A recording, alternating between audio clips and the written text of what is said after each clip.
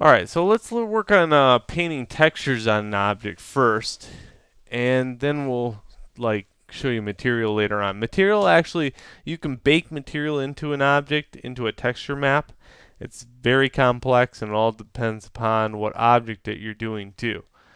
So if you have a character with arms and you try to bake it out, you got to be very careful about where you're baking underneath the arms.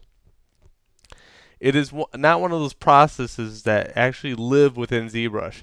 Everything that lives within Zbrush that is very complex has to be kind of tricked within its system. So it's not like there's a button that says bake all. There's no such thing. Alright, so being said and done, let's just kind of look at color for a second. So if I go to RGB and then have Z add and Z off, I can go in here and make all kinds of stuff like, let's say ball.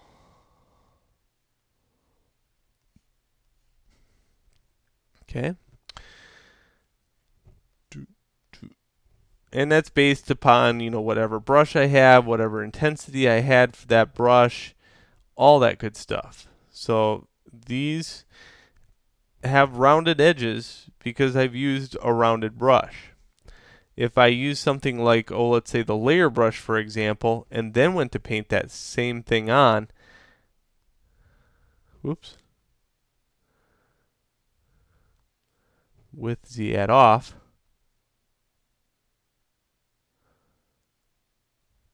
you can see the outside edges are a little bit better. But now it does this weird thing, right? It has a little drop off stuff that it's doing. So depending upon which brush I choose, that's what's going to happen. You're going to see that the flatten brush actually has a different feel for the paint than the layer brush, and a different thing than the actual standard brush. So please play around with the changing of brushes early on and get a kind of feel about what they do, if it has to do with writing on the ball, just to kind of see what that is. Other things that come into play, well, of course, the stroke value has a lot to do with it too. So right now, if I had lazy mouse on and then went to paint, you'd see this uber smooth thing that happens with the actual mouse. Okay. And if I had stuff like, this right here, where it says lazy step, radius, smooth, if I change all of those properties, I'm going to get a different feel. So please play around with this stuff.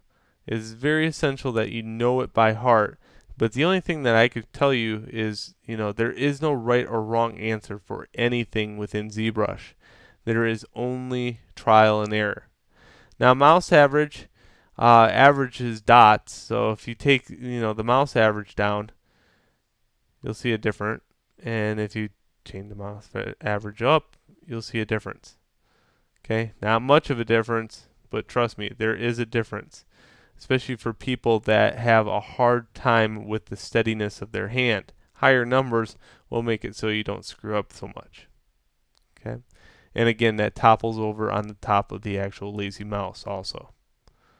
So that's how you actually paint on the object. Now we'll go on to transferring, let's say, not only like the paint, but let's put it on a texture that you can export out and cover UVs and how they work.